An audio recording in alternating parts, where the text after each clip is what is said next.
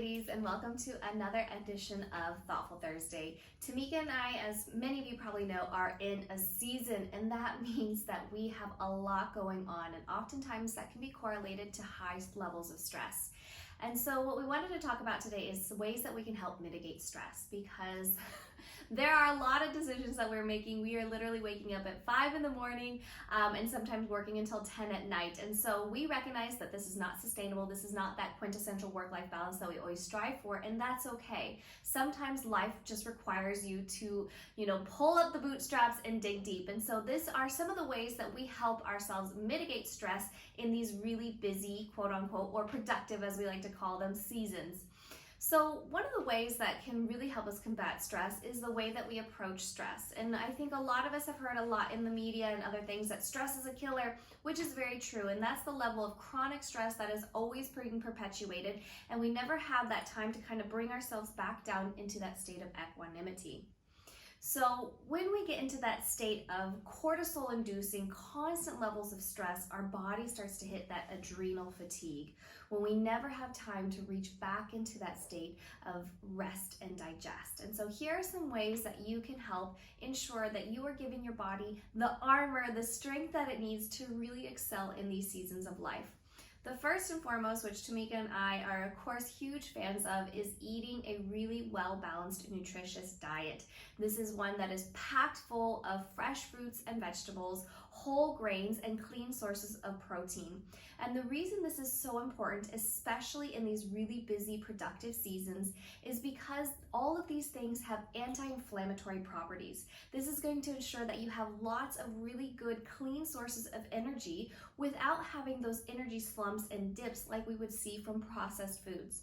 So particularly if you're really busy, I know that it can lead to cravings and the desire to grab for these fast foods because we have a perceived limited amount of time, but this is really when we need to pay attention to our nutrition most. So I really encourage you, whatever it takes, if you know that a busy season is coming, that you take the steps necessary in order to safeguard against that. So for example, right now, Tamika and I are really in a season, like I said, so we actually have somebody doing a little bit of meal prep for us and helping us out in that way so that we can ensure that as part of those 3 pillars, nutrition is always going to be taken care of for us. The next is to make sure that we are making plenty of time for sleep.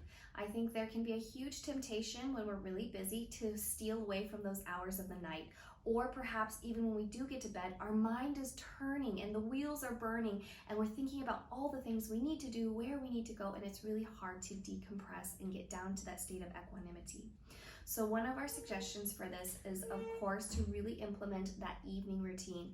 And maybe that beautiful evening routine that you've created for yourself is condensed. Maybe instead of the nice hour that we have to read a book and do our meditation, is condensed to 20 minutes. But even 20 minutes can make a huge difference in turning off the blue lights, dimming the lights. Maybe you take a nice hot shower with some essential oils like lavender, or you take some warm oil and you give yourself a little bit of a foot rub. This can be incredibly cathartic for our nervous system, which when we are in these times of stress and really a lot going on, our nervous system needs that little extra TLC in order to turn off.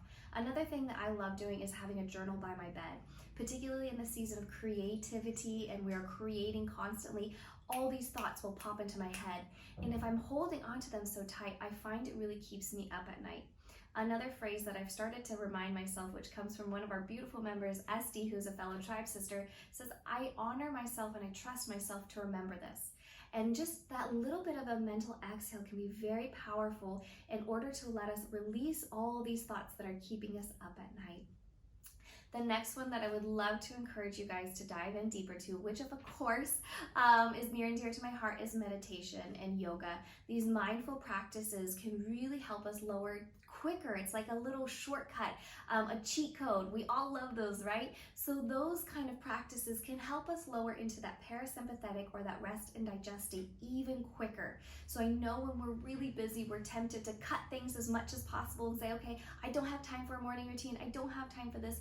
But but actually those are the times in life where we need it the most because it helps us perform at an even more elevated rate. So if you have a lot on your plate, if the world is asking a lot of you, then give your body this little extra, even 5 minutes in the morning for a quick guided meditation, for a little bit of breath work, whatever it is that resonates with you, to set yourself up for success. Or in the evening time, 5 minutes with your legs on the wall can be really powerful to help kind of bring you back down into that state of equanimity.